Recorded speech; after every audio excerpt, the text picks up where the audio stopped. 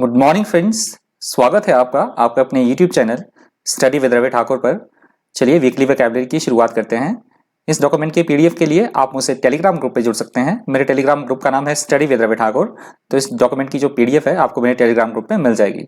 Telegram group का link मैं description box में भी डाल दूंगा, तो आप डिस्क्रिप्शन बॉक्स में जाके उस लिंक को एक्सेस कर सकते हैं और टेलीग्राम से ये जो इसकी पीडीएफ है वो डाउनलोड कर सकते हैं। तो चलिए शुरू करते हैं वीकली वोकैबुलरी। वीकली वोकैबुलरी का पहला वर्ड है फ्रिवोलस। फ्रिवोलस यहाँ पे एडजेक्टिव की तरह यूज हुआ है। इसका मतलब होता है किसी बात को गंभीरता से ना लेना, या हम बोल सकते हैं ऐसी कोई बात जो बेवकूफ़ी भरी हो, मूर्खता भरी हो, उसको बोला जाता है frivolous. If you describe someone as frivolous, you mean they behave in a silly or light-hearted way rather than being serious and sensible. That is called frivolous. अगला शब्द है स्लेज हैमर। स्लेज हैमर यहाँ पे adjective की तरह use हुआ है। इसका मतलब होता है, जो एक आम बोलचाल की भाषा में इसका मतलब होता है एक लंबा हथौड़ा, एक लंबे हत्थे वाला, जिसमें पकड़ने के लिए जो हत्था होता है बहुत लंबा हो, बहुत भारी हथौड़ा।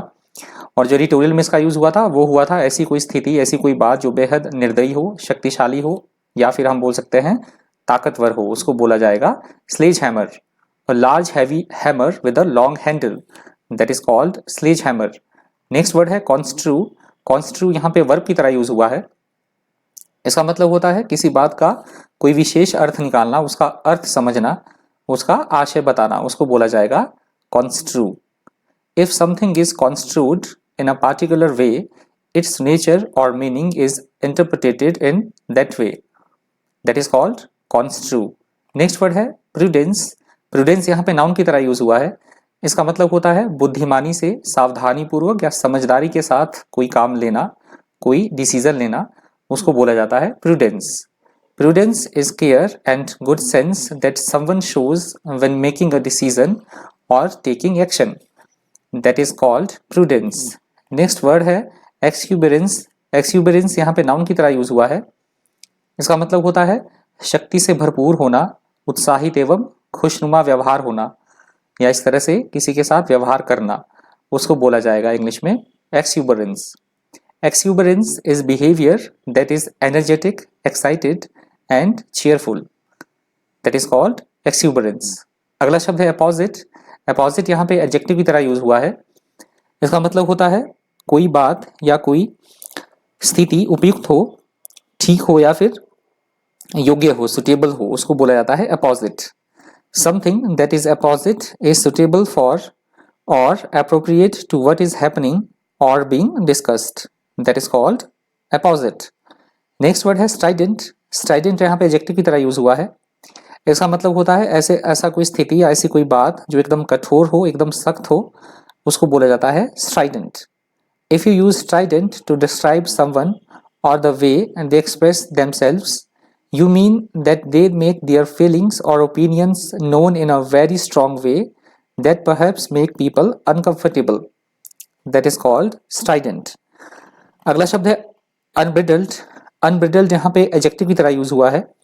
इसका मतलब होता है ऐसी कोई स्थिति या ऐसी कोई बात जिसपे किसी भी तरह का कोई कंट्रोल ना हो, बिना नियंत्रण के हो, अनियंत्रित, उसको बोला जाएगा unbridled.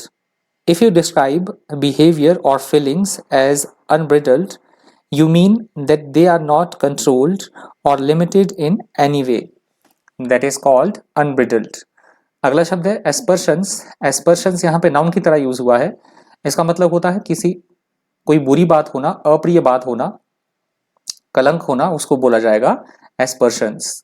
If you cast aspersions on someone or something, you suggest that they are not very good in some way.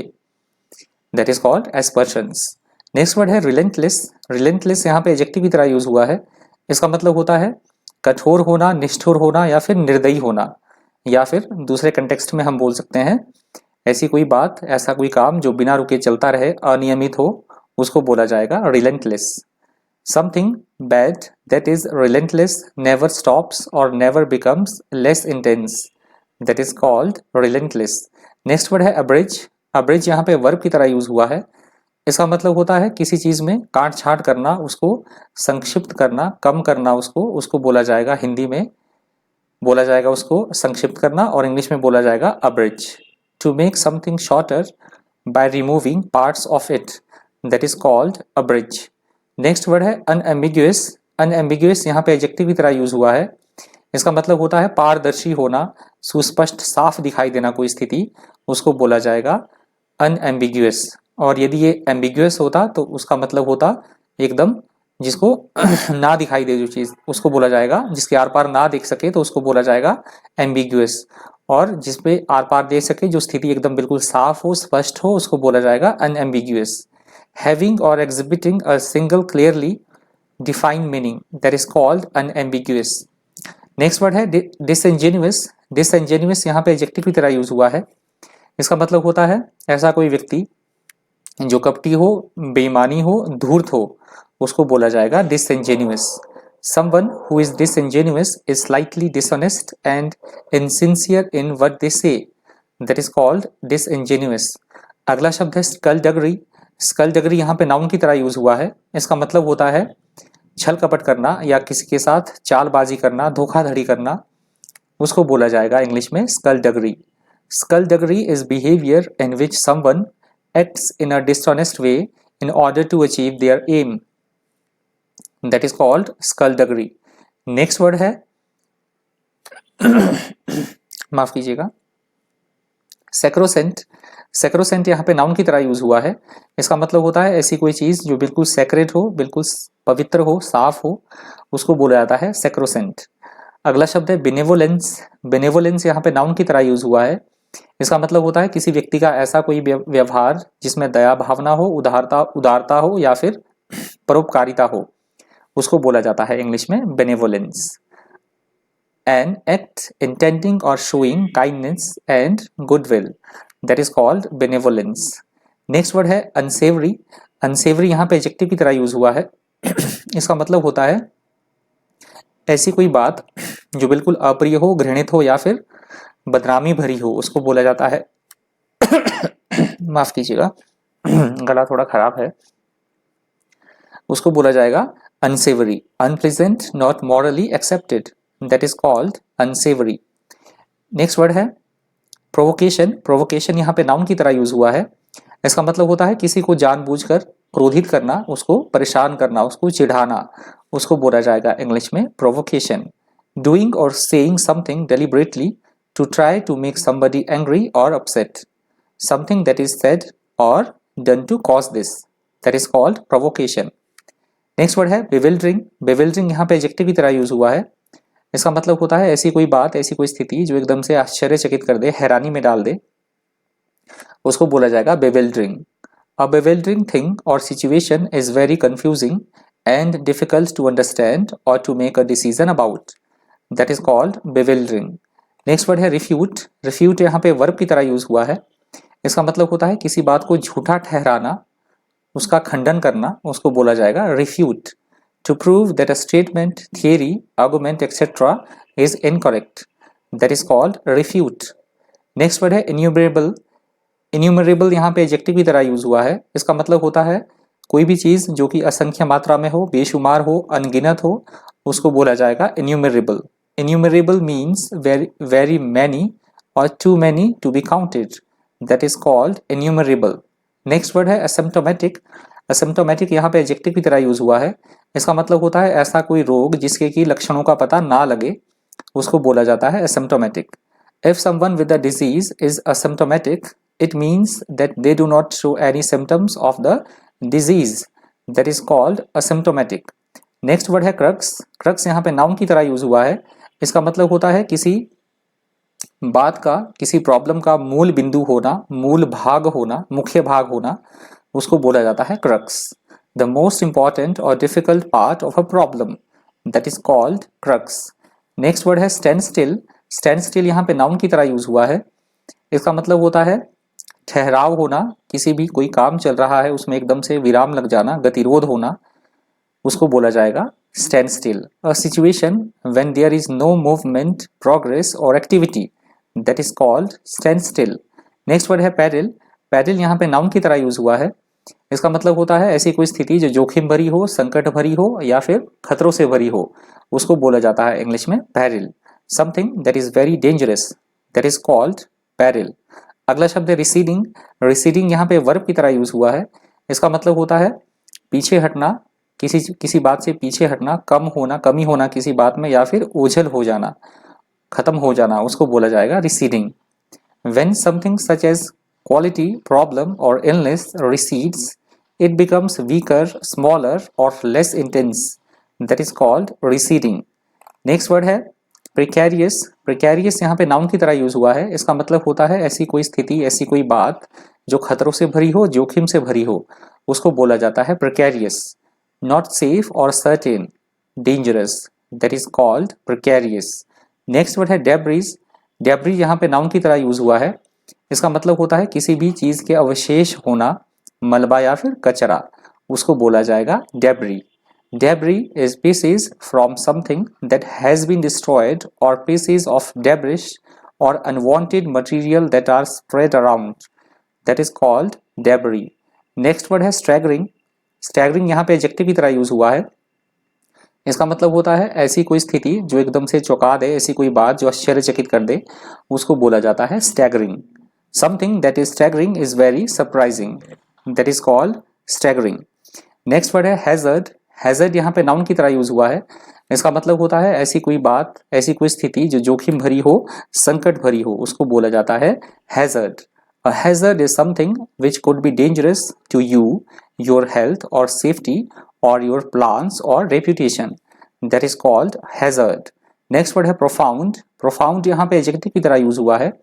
इसका मतलब होता है किसी बात के ऊपर या किसी स्थिति के ऊपर बहुत ज्यादा गहरा प्रभाव होना, उसको बोला जाता है profound. Use to profound to emphasize that something is very great or intense. That is called profound. Next word है अबाइड बाय। अबाइड बाय यहाँ पे वर्ब की तरह यूज हुआ है। इसका मतलब होता है किसी बात का या फिर किसी नियम एवं कानून का पालन करना, उसको मान लेना, उसका अनुसरण करना, उसको बोला जाता है इंग्लिश में abide by. If you abide by a law, agreement और decision, you do what it says you should do, that is called abide by. Next word है अबाउंड। अबाउंड यहाँ पे वर्ब की तरह यूज हुआ है। इसका मतलब होता है ऐसी कोई चीज जो प्रचुर मात्रा में हो, भरपूर मात्रा में हो, बड़ी संख्या में विद्यमान हो, उसको बोला जाता है abound. To exist in a large numbers, that is called abound. Next word है सगेशियस। सगेशियस यहाँ पे एडजेक्टिव की तरह यूज हुआ है। इसका मतलब होता है सही डिसीजन लेने की क्षमता रखना, बुद्धिमानी से काम लेना, विवेकशीलता के साथ या फिर दूरदर्शिता के साथ कोई कार्य करना, उसको बोला जाता है सगेशियस। हैविंग और showing good judgement and understanding, that is called sagacious. अगला शब्द है वेनोमस। वेनोमस यहाँ पे एडजेक्टिव की तरह यूज हुआ है। इसका मतलब होता है ऐसा कोई दूसरों के प्रति बहुत ज्यादा कड़वी, तीखी और द्वेषपूर्ण भावनाएं रखना, उसको बोला जाता है वेनोमस। If you describe a person or their behavior as venomous, you mean that they show great bitterness and anger towards someone. That is called venomous. Next word है incendiary. Incendiary यहाँ पे adjective की तरह यूज हुआ है। इसका मतलब होता है ऐसी कोई बात कहना जो दूसरों को भड़का दे, उसको उकसाने वाली बात कहना, उसको बोला जाता है इंसेंडियरी। इंसेंडियरी का यूज एक और कंटेक्स्ट में भी हो सकता है। ऐसी कोई चीज, ऐसा कोई पदार्थ जो कि आग को भड़का दे और ज्यादा उसको तेज कर दे, उसको भी बोला जाएगा इंसेंडियरी। उस आग को और ज्यादा भड़का दे या आग लगा देने वाला पदार्थ, जिसे पेट्रोल हम बोल सकते हैं, उसको इंसेंडियरी हम पदार्थ बोल सकते हैं। पेट्रोल या डीजल हो गया या मिट्टी का तेल है, उसको इंसेंडियरी बोलेंगे। इंसेंडियरी सब्सटेंसेस हैं वो। नेक्स्ट वर्ड है यूफिज्म। यूफिमिज्म ई यहाँ पे साइलेंट है, ध्यान रखिएगा, यू से शुरू होगा। यूफेमिज्म यहाँ पे नाउन की तरह यूज हुआ है। इसका मतलब होता है लोग जिस विषय के बारे में बोलने से शर्म महसूस करे, शाय महसूस करे, उसको बोला जाएगा euphemism. Euphemism is a polite word or expression that is used to refer to things that people may find upsetting or embarrassing to talk about. For example, sex, human body or death. That is called in English euphemism. Next word है semblance. Semblance यहाँ पे noun की तरह use हुआ है। इसका मतलब होता है किसी चीज की झलक होना या किसी घटना के होने का आभास होना, उसको बोला जाएगा semblance. The appearance of being something or of having a certain quality, that is called semblance. Next word है डिसकंटेंट। डिसकंटेंट यहाँ पे नाउन की तरह यूज हुआ है। इसका मतलब होता है किसी भी स्थिति से या फिर किसी भी बात से असंतुष्ट होना, नाखुश होना, उसको बोला जाएगा इंग्लिश में discontent. Discontent is the feeling that you have when you are not satisfied with your situation, that is called discontent. Next word है डिसरप्टेड। डिसरप्टेड यहाँ पे एडजेक्टिव की तरह यूज हुआ है। इसका मतलब होता है किसी भी काम में बाधा उत्पन्न करना, विघ्न डालना, उसको बोला जाएगा disrupted. To stop something happening as और when it should, that is called disrupted. Next word है डिसएंगेजमेंट। डिसएंगेजमेंट यहाँ पे नाउन की तरह यूज हुआ है। इसका मतलब होता है किसी चीज से छुटकारा पाना, कोई झगड़ा है, कोई विवाद है, उससे छुटकारा मिलना या ऐसी बातों से छुटकारा पाना, उसको बोला जाएगा disengagement. Disengagement is a process by which people gradually stop being involved in a conflict, activity or organization. That is called disengagement. Next word है जेनेसिस। जेनेसिस यहाँ पे नाउन की तरह यूज हुआ है। इसका मतलब होता है किसी चीज की शुरुआत होना, उसका आरंभ होना या उसका प्रारंभ होना, उसको बोला जाएगा इंग्लिश में जेनेसिस। द बिगिनिंग और origin of something, that is called genesis. Next word है ट्रांसग्रेशन। ट्रांसग्रेशन यहाँ पे नाउन की तरह यूज हुआ है। इसका मतलब होता है किसी की जमीन को हड़प लेना, उस पर अतिक्रमण करना, या हम बोल सकते हैं किसी भी बात का या किसी नियम या कानून का उल्लंघन करना, उसको भी बोला जाएगा transgression. The action of going beyond और ओवरस्टेपिंग सम बाउंड्री और limit, that is called transgression. Next word है रिफ्रेन। रिफ्रेन यहाँ पे वर्ब की तरह यूज हुआ है। इसका मतलब होता है किसी चीज को करने से अपने आप को रोकना, उससे दूरी बनाए रखना, उसको बोला जाएगा refrain. To stop yourself doing something, to not do something, that is called refrain. Next word है मैन्यूवर। मैन्यूवर यहाँ पे नाउन की तरह यूज हुआ है। इसका मतलब होता है चालबाजी करना, पैंतरेबाजी करना, कोई दांव चलना, कौशल भरी कोई बात होना, उसको बोला जाएगा manoeuvre. If you manoeuvre something into और out of an awkward position, you skilfully move it there, that is called manoeuvre. Next word है प्रोपेगेशन। प्रोपेगेशन यहाँ पे नाउन की तरह यूज हुआ है। इसका मतलब होता है किसी भी चीज को फैलाना, प्रसार करना एवं उसका प्रचार करना, उसको बोला जाएगा इंग्लिश में propagation. The spreading of something into new regions, that is called propagation. Next word है इंड्यूसमेंट। इंड्यूसमेंट यहाँ पे नाउन की तरह यूज हुआ है।